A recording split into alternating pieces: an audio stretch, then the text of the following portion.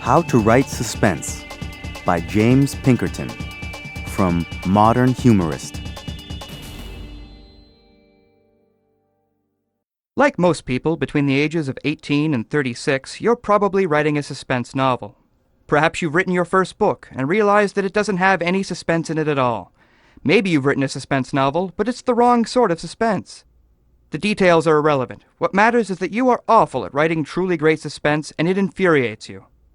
With my program, you'll learn how to inject those blood-curdling hooks into every nook and crevice of your writing. You'll discover how to construct suspense-packed sentences and how to end those sentences with edge-of-your-seat punctuation. On to the first lesson. Lesson 1. General Suspense Tips. The opening sentence is essential to a great suspense novel, as it lets the reader know what the story is going to be about. I've included a sample opening sentence below to show you how it's done right. John crossed over to the living room and lit a cigarette. Note how I have successfully introduced a character, a location, and an action. Now let's crank up the suspense. John crossed over to the living room and lit a cigarette. Or did he? Doubt sets in. Our reader begins to question everything he or she has come to believe. Who is this John character? Can we really trust him? How can we really trust anybody? Chilling questions. Luckily, you don't have to answer them. Remember, great suspense lies in what you don't tell your readers. Having placed the seed of doubt in our readers, we quickly move on to something else, distracting the hell out of them. John then went to work, and nothing happened. This is a perfectly acceptable follow-up sentence, right? Wrong.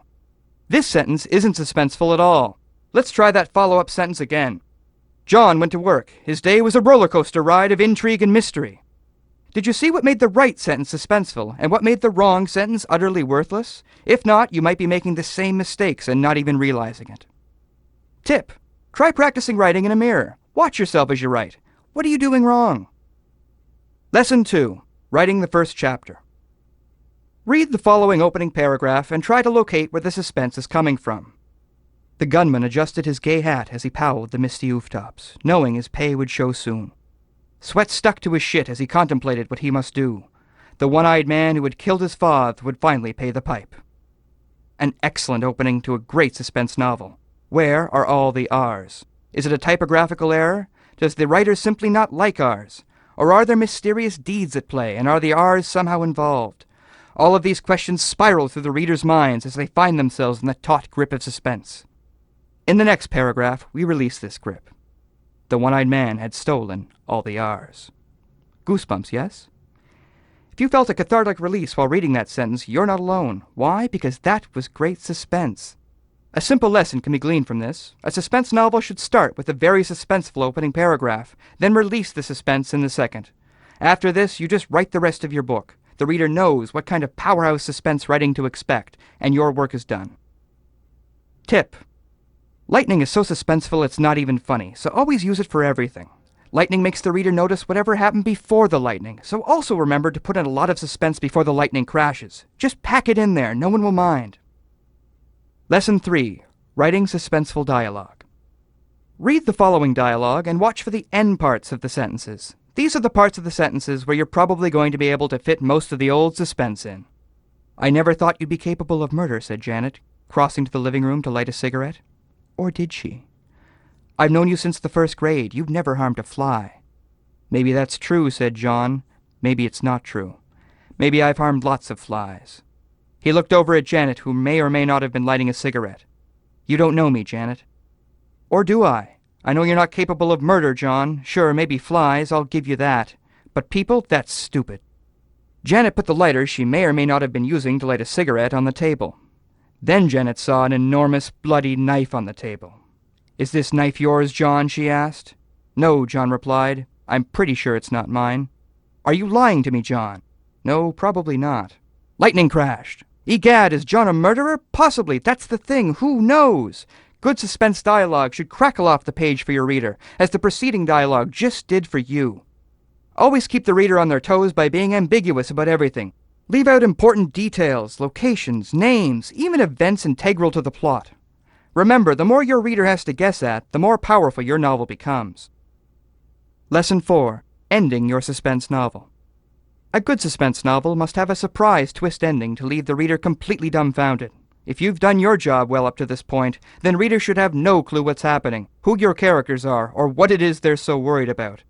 Time for the final turn of the screw to make them jump out of their seats. Observe. John and Janet had finally solved the murder. It had been some other guy all along. They were just sitting down to a delicious lasagna that Janet had baked, when suddenly... How would you end the tale? Write out your ending now, then read my ending to see why yours is wrong. Good. Janet's head exploded. Janet had been injected with a toxin that explodes heads. John stopped eating his lasagna. Or did he? The end. Better. A big bomb dropped on the house, killing both of them, but mostly Janet. The bomb had been launched in Iraq because of a war there, but the guidance system had shorted out, so it went over to Janet's place instead and flew right into her head. John had a mouthful of lasagna at the time and was flabbergasted. Everyone else was flabbergasted too. We never saw that coming, they said. It turned out that John's last name was Saunders. Nobody had ever known that. The end. Suspense-tastic. A murderer walked in the house! Oh no, a murderer, John said as he stopped eating his lasagna. The murderer chased John all through the house and murdered him while Janet escaped. She ran outside and flagged down a policeman who was driving by. There's a murderer in my house, Janet said. He's not in your house, said the policeman. He's me! Holy shit! The policeman was the murderer. He murdered Janet. The end. Parting thoughts. Alfred Hitchcock once wrote, "It's either great suspense or it's a large pile of my stool." These words are as true today as they were 200 years ago when he first made suspenseful films. No, dear readers, great suspense writing is not easy. But with a lot of practice and determination, you will, I assure you, never be as good as I am. You will, however, still be among the great suspense writers of the 20th century. Dear readers, I leave you to it. Also, lightning crashed suddenly! Sorry to scare you like that.